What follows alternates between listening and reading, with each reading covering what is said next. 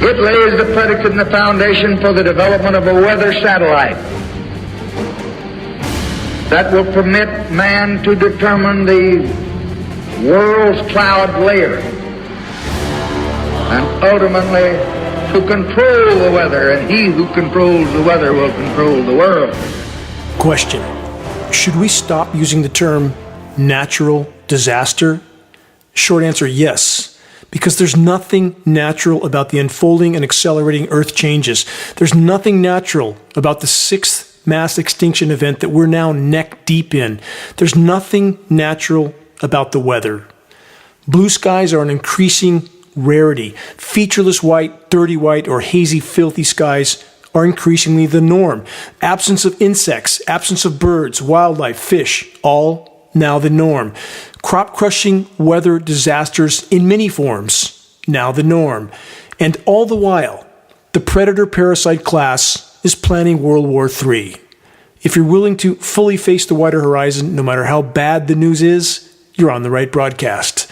This is Dane Wigington with geoengineeringwatch.org. You're listening to the weekly installment of Global Alert News, the end of the world as we know it broadcast, commercial-free, non-political, and covering the most dire and immediate threats we collectively face. Moving on, more puzzle pieces. The 20-year anniversary of the Iraq War, so-called Mission Iraqi Freedom, has come and gone. Whatever the Iraqi war was about, it certainly wasn't spreading freedom and democracy at the point of a gun. It's about resources for empire. And when this war started, the eve before this war started, I went to a candlelight vigil in Redding, California with 2 full cases of brand new VHS films of Hidden Wars of Desert Storm. This is a internationally award-winning documentary about the depleted uranium ammunition that our military used in the Middle East that left those regions contaminated with ionizing radiation that has a half-life of 4.5 billion years. And as I was handing out these brand new DVDs to everyone who would accept them, I was being photographed from every imaginable angle, from the cowards that represent the Matrix, as they were documenting anyone that dared to stand up to their idiocy that was going to occur the next day, the launching of a war on totally false pretenses for the empire to pursue resources anywhere and everywhere it chooses to do so. And what was the license for that? What galvanized the American population into fully supporting anything the military-industrial complex wanted to do? The events of 9/11, the new Pearl Harbor. This week in corporate media, I viewed a BlackRock commercial that stated the following, quote, "We are working hard to build a better future," end quote. If you don't already know what BlackRock is, do some honest investigation. The only better future they're building is for their own insiders in underground installations while they further fund the looting, plundering, pillaging, and polluting of everything that's left on the surface, our lands and our skies included. Building a better future. Right. More earthquakes. Afghanistan, Pakistan, Argentina, all just added to the list. As was the case with Syria and Turkey, all countries that the Western power brokers don't find cooperative. Just a coincidence, I'm sure. For those that are not familiar with the term tectonic weapon, please investigate and try to look past the official denial, which is the same as the official denial of climate engineering, which is so shockingly visible and undeniable in our skies, only the clinically blind could miss it. The proverbial dominoes are falling fast, each one larger than the last. The willful blindness from the majority of humanity truly defies rational comprehension. Have we passed the proverbial event horizon, aka the point of no return? Short answer, yes. And those that are still telling themselves it isn't so will soon be forced to face reality the hard way. In this broadcast, yet another new science report claims that global warming is worsening all of our breathing difficulties, that it's just extra pollen. And pay no attention to the geoengineering jet aircraft blotting out our skies with climate engineering elements. March 22nd was World Water Day. How many know that? How many care that every single drop of precipitation, and thus every drop of surface water, is contaminated? Not some specific region, but rather the entire world, from the North Pole to the South Pole and everywhere in between, and not just with any elements, contaminated with PFAS forever chemicals, in addition to the climate engineering elements that include many toxic heavy metals, polymers, graphene, surfactants, the list goes on. About the water. On that note, from multiple sources, new studies reveal copious amounts of microplastic fibers are showing up in Lake Tahoe snow and Sierra Nevadas. Question, is it just a coincidence that climate engineering patents specifically call for polymer fibers as a part of the mix? More on that in a moment. There's been a complete swap of the scheduled weather for the lower 48 states. In the 10 years from 2012 to 2023, the eastern half of the U.S. lower 48 states was consistently the most anomalously less warm region in the entire world based on their normal average high temperatures. The early 2023 season was initially scheduled to be the same, with the western U.S. drought and heat to get even worse. Who changed the scheduled weather and why? More discussion on that coming as well. Will unprecedented wildfires again return to the West, in spite of the recent scattered deluges? Short answer, again, yes. Toxic rain and snow only accelerates the death of soils, microbiome, root systems, trees, and thus the forests themselves. Western forests are dying by the day, along with countless other forests in regions all over the world. About tornadoes, extreme straight-line winds, and extreme hailstorms. Can climate engineering be connected to these scenarios? Again, the answer is yes. The manipulation of atmospheric pressure zones can indeed, must affect surface circulations, aka wind flows and patterns. And about the constant destructive hail, patented processes of chemical ice nucleation cloud seeding is the primary consideration. Search the engineering winter section on the homepage of geoengineeringwatch.org to learn more. If you want to see extreme examples of chemical ice nucleation on bodies of water, search Lake Michigan ice balls. Look at the images. You'll be shocked. About the recent change in the scheduled weather for the drought-stricken agricultural regions of California, there's more than one way to crush crop production. For those that control the climate engineering spigot, there are many ways. Drowning farmland with toxic rain also works well. From grist.com, this, how rising temperatures are intensifying California's atmospheric rivers. Question, what is steering those flows of moisture? Again, consider this historical example, Project Popeye, the name given to the U.S. military's weather warfare flood-causing operations over 50 years ago in Vietnam. And how much more effective are they now? Let's continue on this theme from multiple sources. This headline from this week. Leading ozone scientist says more climate surprises likely. Catastrophic level of water. Central California battles farmland flooding.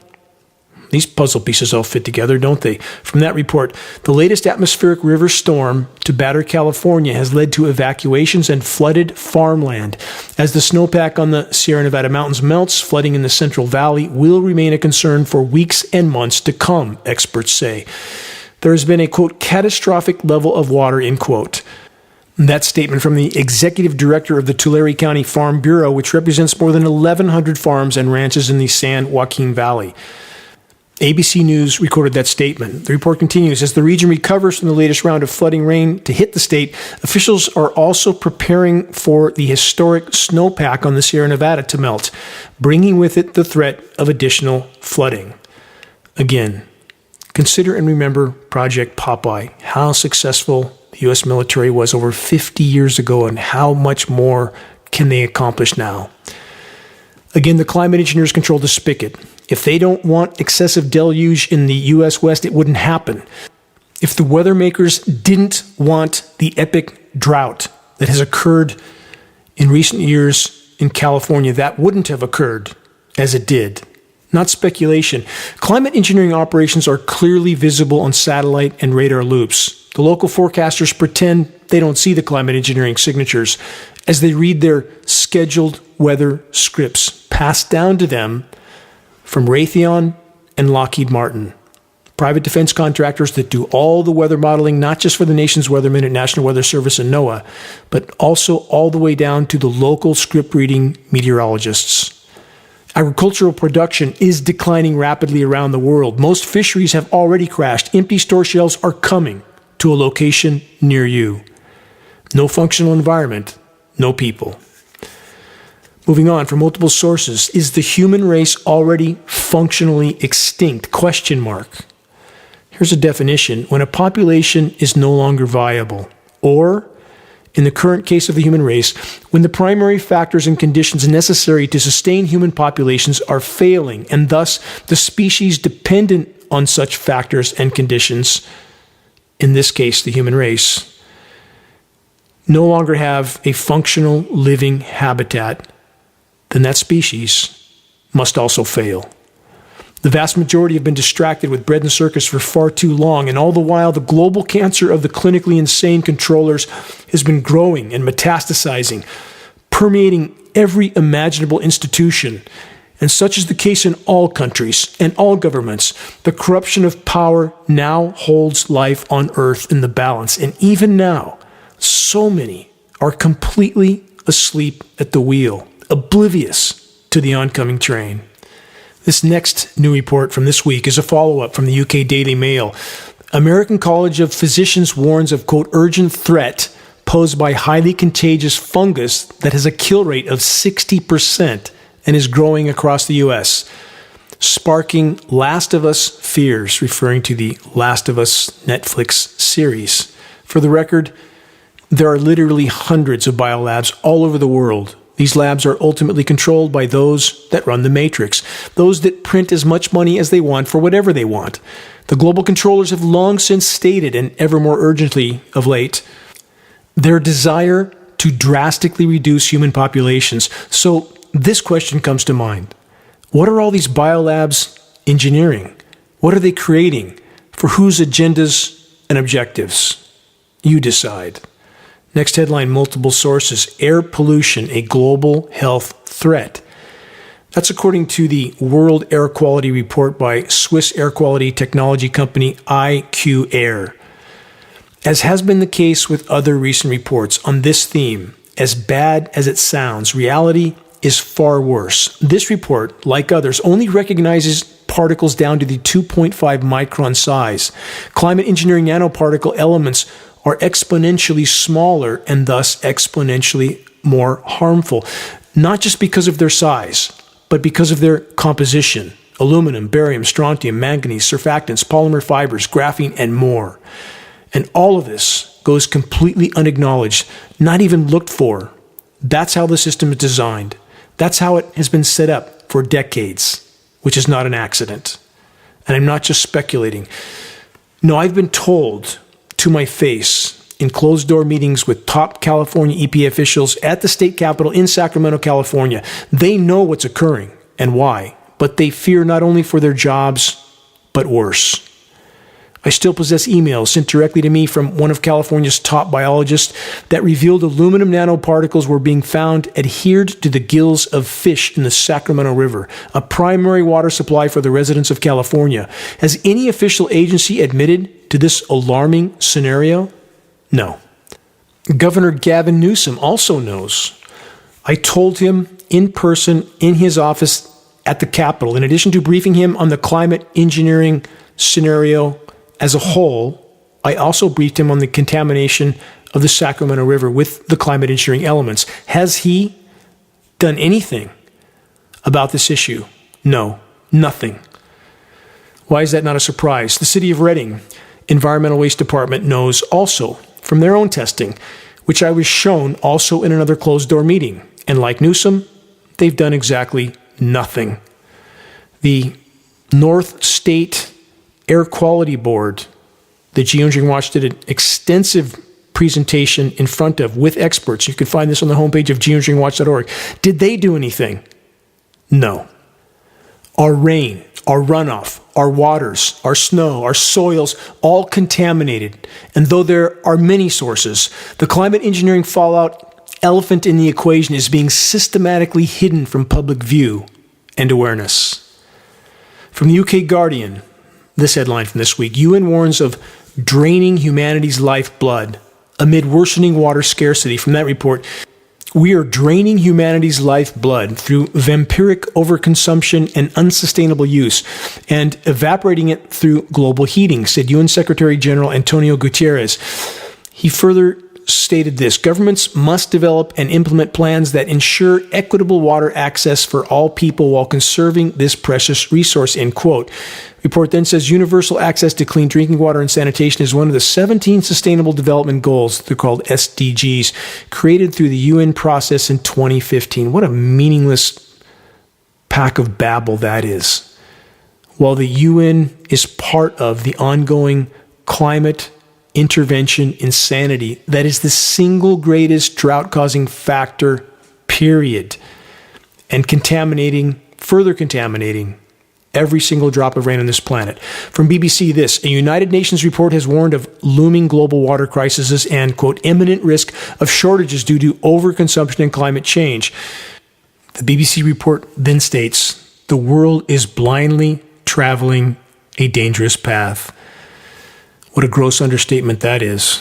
We are hurling toward near-term planetary omnicide. From MSN.com this week: drought is killing people in massive numbers. From that report, water shortages and agricultural failures significantly impact millions of people in Southern Asia and East Africa. What about California until recently?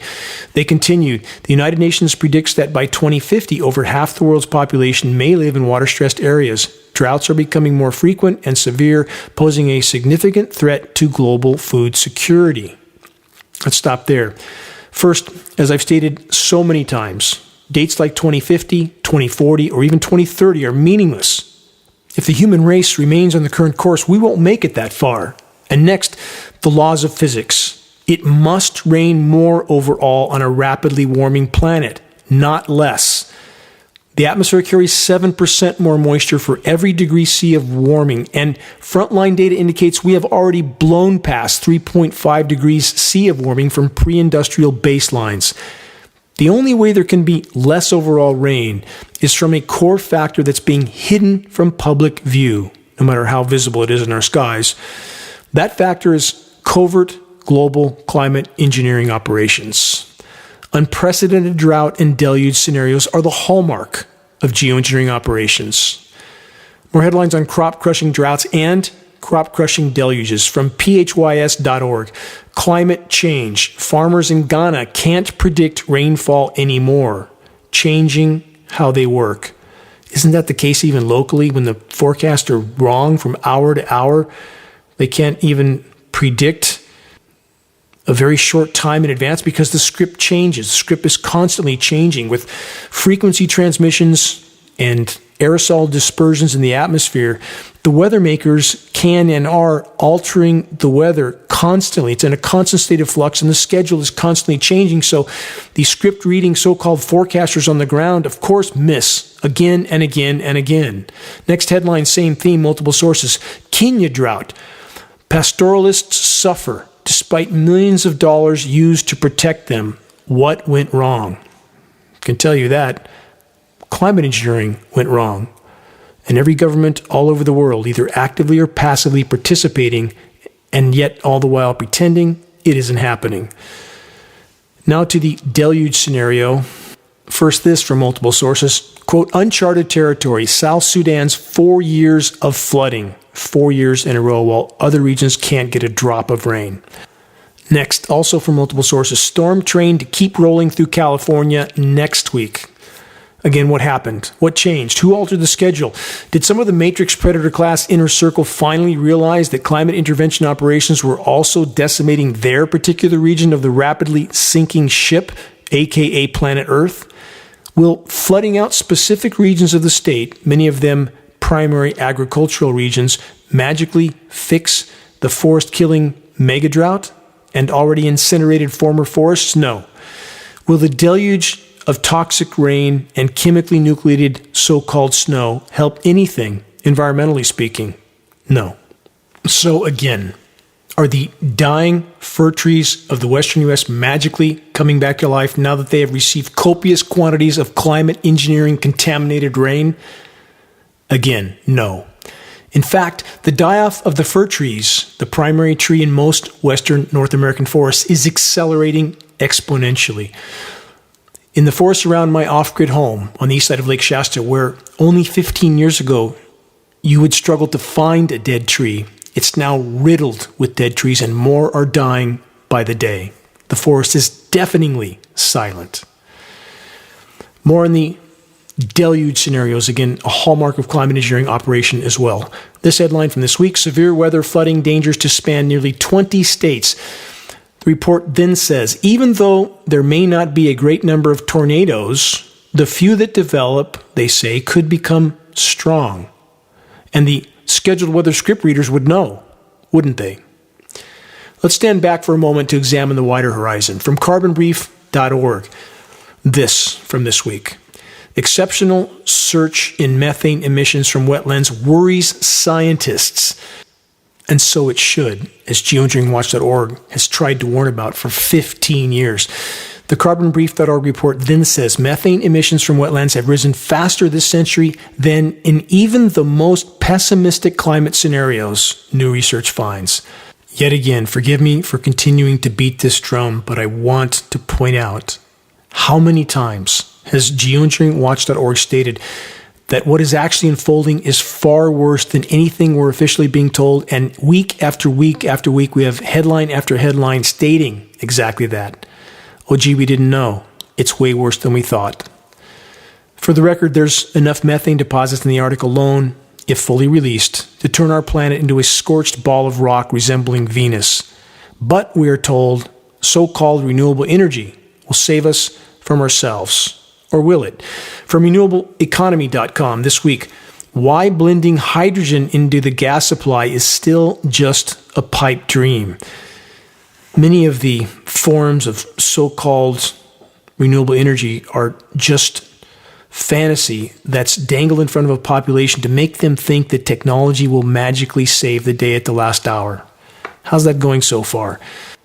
Next headline, same theme, from reneweconomy.com. World's biggest solar and battery storage to deliver giga-scale projects. These are massive solar array fields that span as far as the eye can see. And all the while, climate engineers are blotting out the sun with ongoing solar radiation management operations. Just another day in the planetary asylum. In fact, some of the largest commercial PV photovoltaic plants, solar plants, are producing in the range of 50% of what their design output should have been. Look up. Please, please look up. Connect the dots. Next, from the UK Guardian, more science fantasy. Cargo ships powered by wind could help tackle climate crisis. Shipping produces much of the world's greenhouse gases, but new technology offers solutions to cut fuel use. That report is the epitome of a pipe dream. Proposing use of fairy dust would be more realistic. Picture a massive oil tanker with sails. Right. From the CalgaryHerald.com, this: Indigenous communities leading Canada's clean energy boom. Again, just more smoke and mirrors. Search and view the documentary Planet of the Humans to learn about how non-renewable renewable energy actually is. There's more from phys.org. Photosynthesis hack could lead to new ways of generating renewable energy. Question: how well is hacking the planet going so far? Search geoengineeringwatch.org, hacking the planet, to learn more. Next, a headline that also mentions the indigenous population, but this time from a very different perspective. This is from Al Jazeera this week. Nevada lithium mine breaks ground despite indigenous opposition. Activists say the project threatens delicate ecosystems, while proponents say it is key to Biden's green energy agenda. Again, more so-called green energy smoke and mirror deception. When you boil it down, nearly every form of so-called green energy is anything but. And I'm speaking from the perspective of living completely off-grid with wind, solar, and hydropower, 20 years off-grid.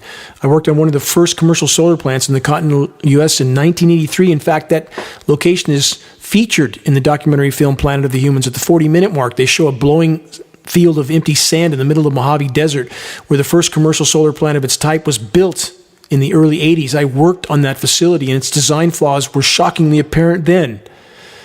And now, with my off-grid system and my alternative forms of renewable energy, wind, hydro, and solar, all three of which being radically negatively affected by climate engineering operations, which radically reduces direct sunlight, alters wind patterns negatively, and greatly reduces rain in so many cases. Yes, there's now deluge, but that has not been the case for so many years, and it will likely very soon revert back to protracted drought, and these forests will burn with a fury because they are filled with dead trees. And the single biggest factor is climate engineering, not the beetles. Beetles are a symptom, and all official agencies blame everything on the beetles, blame nature, make the public believe that some sort of natural process is going on when, as I stated in the beginning of this broadcast, these are not natural disasters. They are anything but.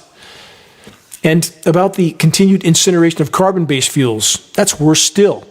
So where does that leave us? In a very, very dark corner. From Stanford News, Stanford study finds wastewater disposal from oil production triggered major earthquake in Canada. The report says this is the first study to link seismic activity in the area to human activity, or at least it's the first report that admits to it. Again, search and honestly investigate tectonic weapons. Please dig deep in such an investigation and learn to look past, to expect official denial. Of course, governments are not going to admit that they possess such unimaginable weapons of mass destruction. Another from the UK Guardian, new climate paper calls for charging big US oil firms with homicide. The report states oil companies have come under increasing legal scrutiny and face allegations of defrauding investors, racketeering, and a wave of other lawsuits. But a new paper argues there's another way to hold big oil accountable for climate damage, trying companies for homicide. With all that in mind, let's consider the following question. Why shouldn't every single entity and individual that is in any way participating in the ongoing climate intervention operations, aka weather warfare, either actively or passively, why shouldn't they be held equally responsible? And for the record, big oil is also neck deep in this equation.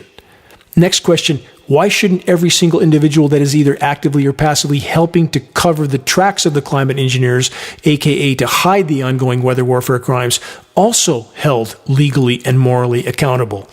Such a list would, of course, include all the obedient matrix media minions that read whatever script they're given by the controllers, without a moment's consideration about how morally bankrupt their actions are. Speaking of moral bankruptcy, this from the sierraclub.org. How climate change could sink the U.S. real estate market. They say rising seas, fires, and outdated government policies threaten a repeat of the subprime mortgage meltdown. Sierra Club is bought, sold, and paid for. I met with the head individual from Northern California Sierra Club some years back, passed on massive amounts of geoengineering.org data with which he did nothing, zero. Would never pass that on to his other Sierra Club members, and the Sierra Club has never done anything but deny the climate engineering issue. And geoengineering.org attorneys spoke to Sierra Club attorneys who admitted off the record that they won't touch this issue because they don't want to lose their 501c3 nonprofit. The epitome of hypocrisy, Sierra Club. From the UK Guardian, a wake-up call. Total weight of wild mammals less than 10% of humanity's. Stop and think about that. Report says from elephants to tigers, study reveals scale of damage to wildlife caused by transformation of wilderness and human activity. Let me summarize that.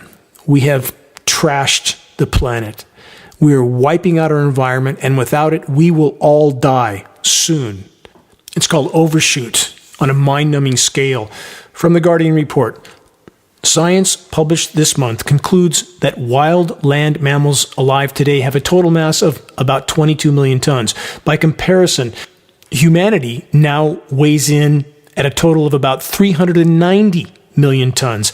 At the same time, the species we have domesticated, such as sheep and cattle, in addition to other hangers-on such as urban rodents, add a further 630 million tons to the total mass of creatures that are now competing with wild animals for Earth's remaining resources.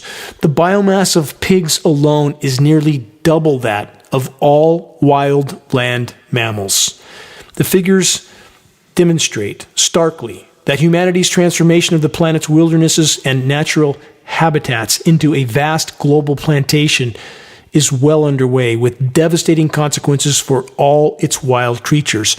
Again, when you add all our cattle, sheep, and other livestock, which adds another 630 million tons, that's 30 times the total for wild animals.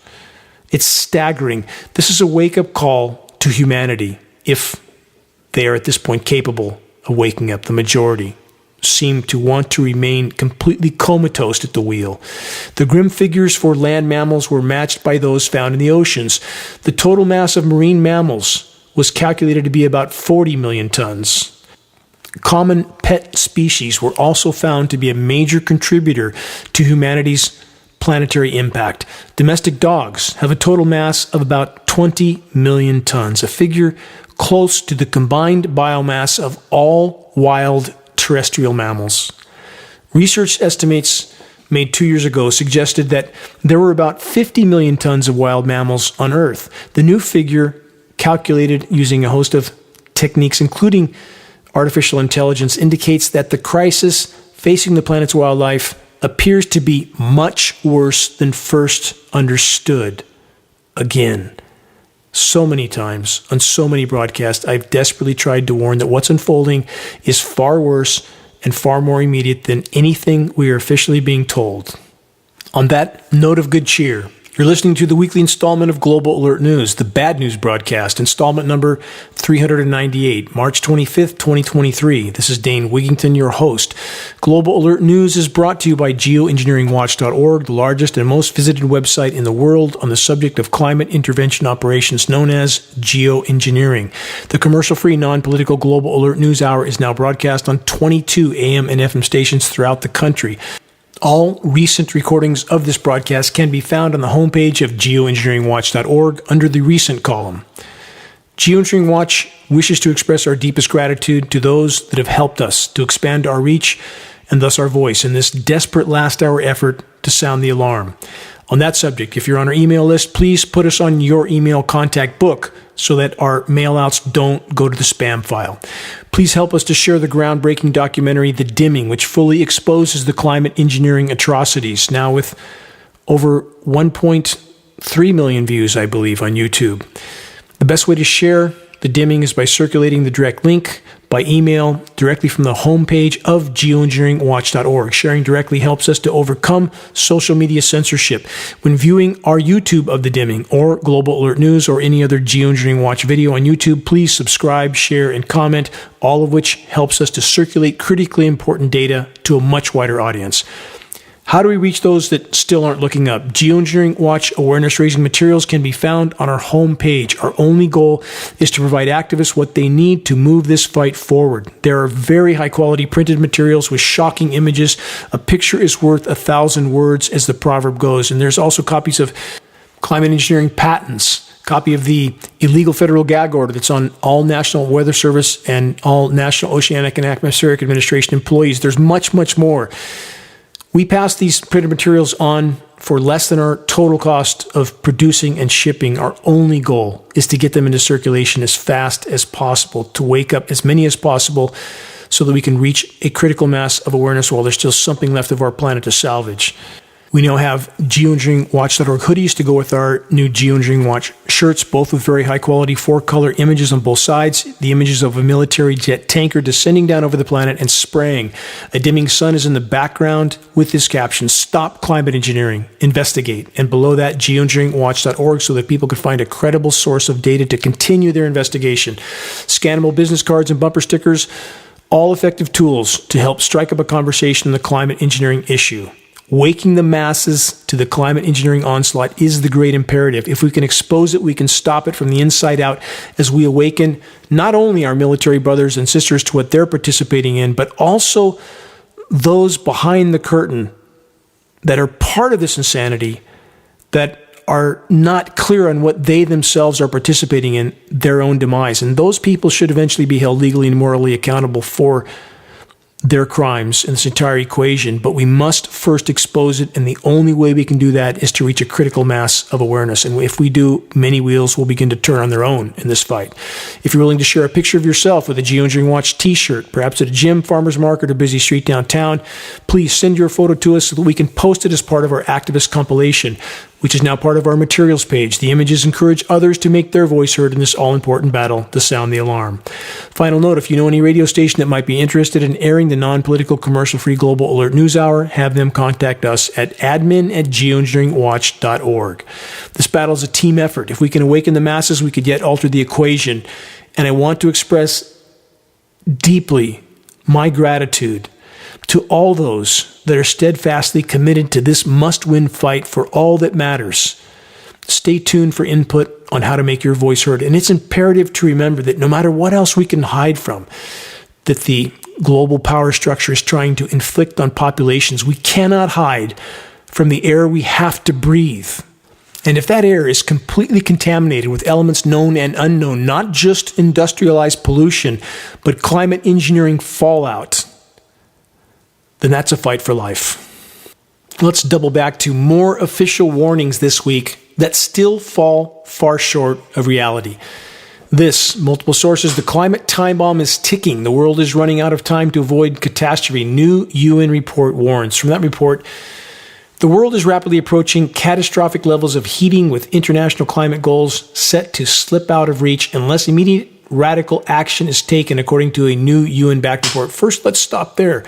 Radical action is and has been taken by governments all over the world, either actively or passively participating in the ongoing climate intervention insanity, and that includes the engineered winter weather scenarios, chemical ice nucleation for weather modification, the flash freeze cool downs from record warmth to record cold. Keep that in mind. Please search the engineering winter section at the homepage of geoengineeringwatch.org. This article continues with this. The report is the most dire and troubling assessment yet of the spiraling climate impacts we all face if systemic changes are not made now. The impacts of the climate crisis continue to fall hardest on poorer, vulnerable countries that have done the least to cause it. Think Hurricane Freddy, which I covered in last week's broadcast, that meandered around for a month, wiping out already struggling third world populations. Was that just a coincidence? Is that part of the culling of the herd? Blame it on nature, though. Blame it on nature while climate engineering operations are tainting and manipulating virtually all weather on Earth. If you look at the picture, a satellite image of Earth, and compare it, if you can find an unfiltered image from the 60s, it looks like a completely different planet. It's now covered in a cocoon of toxic aerosols. Welcome to climate engineering. Surprisingly, in this UN report, geoengineering was not pushed. Perhaps now that so many are waking up to the ongoing climate engineering atrocities, they no longer wish to bring further attention to the constant and blatant atmospheric spraying. Here's a parallel new headline from the Washington Post. World is on brink of catastrophic warming, UN climate change report says. From that article, a dangerous climate threshold is near, but the Washington Post then says it doesn't mean we're doomed if swift action is taken, scientists say. Again, that's like crashing through the guardrail, Thelma and Louise moment, flying through the air toward the bottom of the canyon and saying, don't worry, new set of brakes, everything will be fine. Not so much. New from the UK Guardian, one more, same theme. Scientists deliver final warning on climate crisis, act now or it's too late. I'm sorry to say this, and it's a very difficult pill to swallow for so many, but in regard to the planet we've known, it's far too late. We passed that guardrail about 2 decades ago. Now the question is, can we save any part of Earth's remaining life support systems? From this report from the UK Guardian, the Intergovernmental Panel on Climate Change, that's the IPCC, made up the world's leading climate scientists, set out the final part of its Mammoth 6 assessment report on Monday of this week. The comprehensive review of human knowledge on the climate crisis, or lack of disclosure, it should say, took hundreds of scientists 8 years to compile and runs thousands of pages, but boiled down to one message: act now or it will be too late. Let's clarify what the IPCC is. It's a mechanism to cover the tracks of the climate engineers reporting data that's almost a decade old. They stopped compiling that data 8 years ago, and by the time they publish this report, the data is woefully inadequate, and they downplay everything anyway. And that's why we have so many reports of, quote, it's way worse than we thought. We hear that over and over. In fact, more such acknowledgments coming in a moment, but first a final excerpt from this UK Guardian report. They say temperatures are now about 1.1 C above pre-industrial levels. Blatant lie, absolutely blatant lie, that's further masked by the temporary, toxic, engineered winter weather surface cool downs that completely skews the data. That's part of the reason they do that, in addition to skewing public perception on the true state of planetary meltdown. They continue, the IPCC has found if greenhouse gas emissions can be made to peak as soon as possible and are reduced rapidly in the following years, it may still be possible to avoid the worst ravages that would follow a 1.5 degrees C rise. Again, we're past 3.5 C now, past the point at which humans have existed on planet Earth. Irreversible changes are now almost inevitable, the report states. No, not almost. They're here. New from phys.org, more of what I stated a moment ago. Climate damage is worsening faster than expected. But again, here we have the Pollyanna final summary. But there's still reason for optimism. And what's their stated reason for optimism? This excerpt from the report. Falling renewable energy costs are starting to transform the power sector. And they say the use of electric vehicles is expanding. Electric vehicles, more often than not, charged with carbon fuel power sources and featured with batteries that are made from third world, often child labor, digging in the ground in deadly conditions. So many aspects of so-called renewable energy that so many don't want to talk about. And for the record, my criticism of quote, renewable energy is not in any way a promotion of carbon-based fuels, which are also a near-term death sentence. And with that summary, I know I can expect to get some scathing messages from those that refuse to accept the fact that there isn't any silver bullet solution to the path of certain near-term self-annihilation the human race has so far chosen. Reality is what it is. We can accept it well and do our best to change course, or continue to accept it poorly, and thus remain on the current path to mathematically certain near-term planetary omnicide. But many would ask, what about breaking headlines like this from this week, AccuWeather.com, and the Weather Channel, both matrix-manipulated climate engineering cover-up agencies, headlines like this one. Snow to bury parts of north-central U.S. in first days of spring. That's the kind of headline that climate engineers really seek to create. The report says the early spring snowstorm could put one of the Midwest cities in contention for its snowiest March ever, and could make this winter one of its top 5 snowiest seasons on record. And they target specific areas, create these sensationalized headlines, and so many people, no matter how warm it is where they are, how hot it's been, how many forests have burnt down, they see this and think, oh, it can't be warming. Look at this one city that got this record snowstorm, just like Boston in 2014. How many remember the headlines so sensationalized about the Boston snow? And yet, at the same time, a scenario that mainstream media said nothing about, that 14,000 feet up in the middle of the winter in the Sierras, there was nothing, no snow. They tell you what they want to tell you. And so much of the population stop thinking at that point. They just digest what they're fed. This report then states, the storm may end up with 2 bullseyes of snow in Minnesota, one across the north-central part of the state and the other along the north shore of Lake Superior. Bullseyes of snow, and guess where those are? The exact regions where they want to create a record here or there and then sensationalize it as much as they can. From further south and east in the U.S., this week, this headline, warmth to spring into action across the eastern U.S. This report states the changing of the seasons will bring a change in the weather pattern as well. Warmer air sends temperatures 10 to 20 degrees Fahrenheit above the historical average across the eastern U.S. Temperatures that were 20 degrees below average on Sunday, the report says, and then Monday morning will reach about 10 to 20 degrees above historical averages. Weather and temperature whiplash scenarios are the hallmark signals of climate engineering operations. The report continues. In Nashville, Tennessee, after a high of 40 degrees on Sunday, temperatures may approach 80 degrees Fahrenheit by Thursday. Further south, temperatures were well into the 80s. Ever more extreme contrasts of temperatures within the borders of a single country.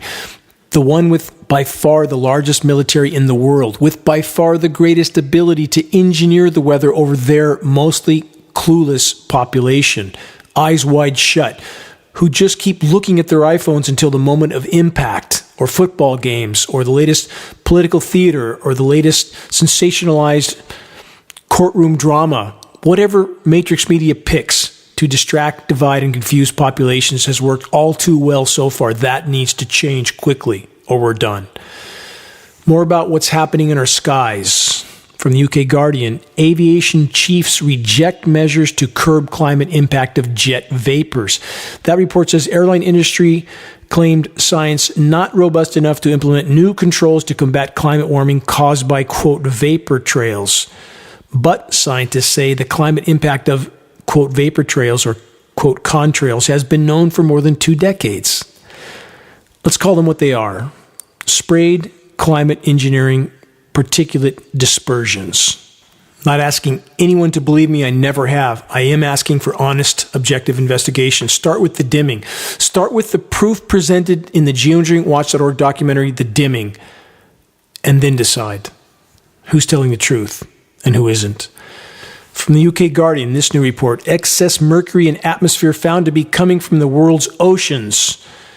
The report says their model showed 40% more mercury entering the atmosphere each year than the references showed. In other words, it's way worse than we thought. Again, the difference the researchers found was in the amount estimated to be in the world's oceans. Again, should this come as any surprise? Answer no, it shouldn't. Militarized, industrialized societies have always used Earth's oceans as a toxic waste dumping ground, as has long been the case with our skies. And consider this. In the case of mercury, which we now are exposed to much more than we have been told, and aluminum, which we're definitely being exposed to copious amounts of through our air column. Every single person tested by Geoengineering Watch in the past, hair, blood, urine, packed with these toxic heavy metals. It's in our air column. It's in our precipitation. It can't not be in every breath we take. It is. Go outside on a dark night after heavy spraying, aerosolized skies, hazy skies, shine the brightest light you can find. Straight up, look straight up through that beam, you'll be shocked. It looks like a snowstorm. And aluminum is a large component of what's coming down on us. And when you combine aluminum and mercury, there is what's called synergistic toxicity. And all of us have both metals in us now. And when you combine those two already highly toxic metals, the overall toxicity increases by as much as 10,000%. That's 100 times worse. Think about that. And now let's add everything else that's in this mix. We don't even know what the synergistic toxicity is with all of that. But all of it considered, it's amazing, again, any of us are walking and talking at this point. How much longer will we be? And the web of life certainly isn't doing well, is it? Completely imploding on every front. Moving on, more in the air we breathe. From lifegate.com this week, allergy season in the U.S. is worsening due to the consequences of climate change. This pattern emerging from a new report by Climate Central. Again, blaming it on pollen. No mention of the 50 to 60 million tons of toxic nanoparticles estimated to be being dispersed in skies all over the world by climate engineering operations every year. No mention whatsoever. Blame it on nature. Blame it on pollen. Next, from Climate Action Australia, this new report. At 4 degrees C of temperature rise, Earth's carrying capacity estimates are below 1 billion people. So while considering the headline I just read, again, this reminder, unfiltered frontline temperature data indicates we have already passed 3.5 degrees of warming since pre-industrial baselines. Where does that leave us? Connect the dots. Next, UK Guardian. Global freshwater demand will outstrip supply by 40% by the year 2030. We're there. Now it's going to get worse fast. Climate engineering is being ramped up by the day in the attempt to hide it until the last possible moment. From ScienceAlert.com, scientists discover intense heat waves lurking at the bottom of the ocean. This is indeed very, very bad news. From the report, in 2013, a monstrous marine heat wave known as the Blob developed off the coast of Alaska and soon stretched as far south as Mexico along the Pacific coast of North America. It lingered far longer than anyone expected, decimating fisheries, triggering toxic algae blooms, disturbing kelp forests, not disturbing but killing, and starving seabirds and seals of food. At one point, a buoy bobbing atop the ocean near Oregon detected frightening jumps in temperatures of up to 7 degrees Celsius in less than 1 hour. The ocean was sweltering. This is like the theme in the Hollywood film Day After Tomorrow, except in the opposite direction, superheating of the oceans. The report then says, but scientists with their attention fixed on temperature data streaming in from ocean surfaces had little idea what was transpiring in the depths below. Question, should that come as any surprise from the so-called science community that seems to have no idea what's transpiring in the skies above either, do they? From KOMOnews.com, severe weather in California could impact dairy prices. No could, no may, no might.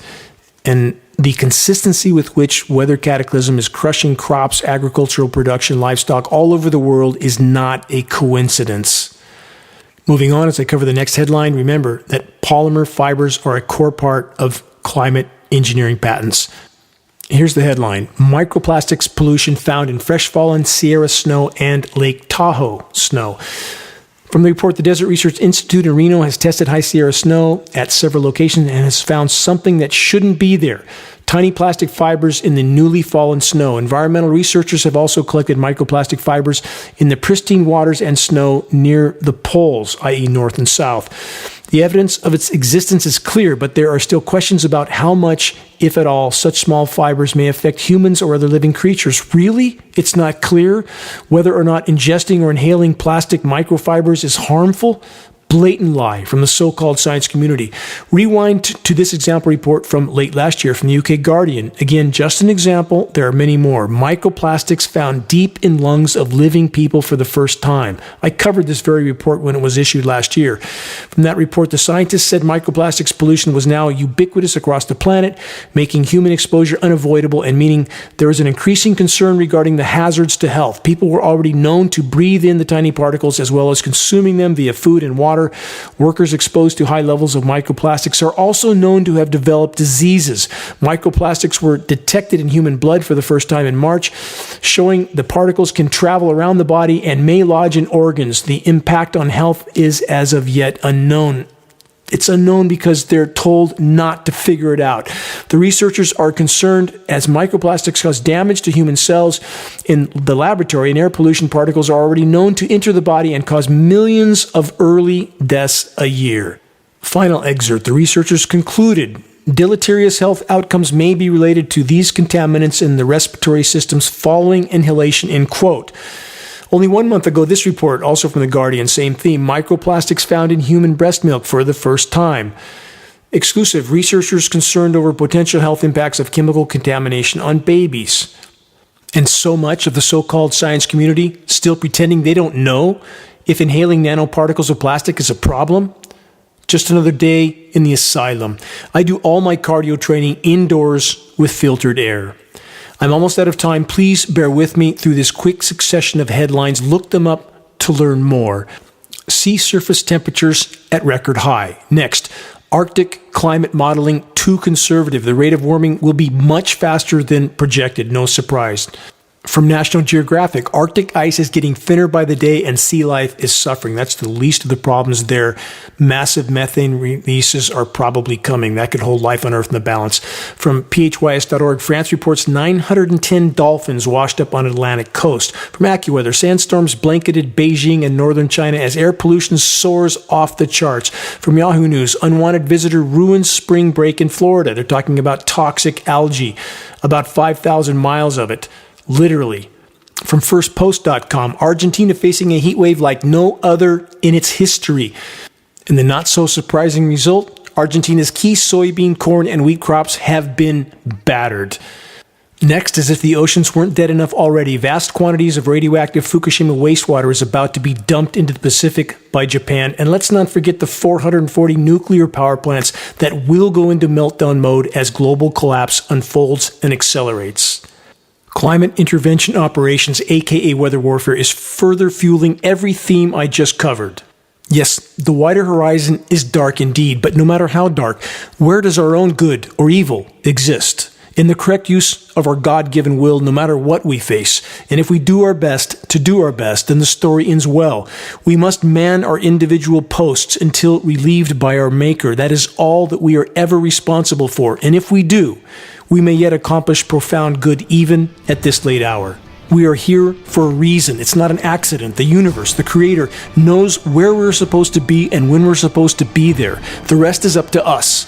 We are still standing, we're not yet beaten, and we are not alone in this battle. As the proverb goes, the journey of 1,000 miles begins with a single step. Check the activist suggestions link on the homepage of geoengineeringwatch.org for specific input on how you can help to move this fight forward. Share credible data from a credible source. Make your voice heard. Make every day count. Until next week, this is Dane Wigington with geoengineeringwatch.org.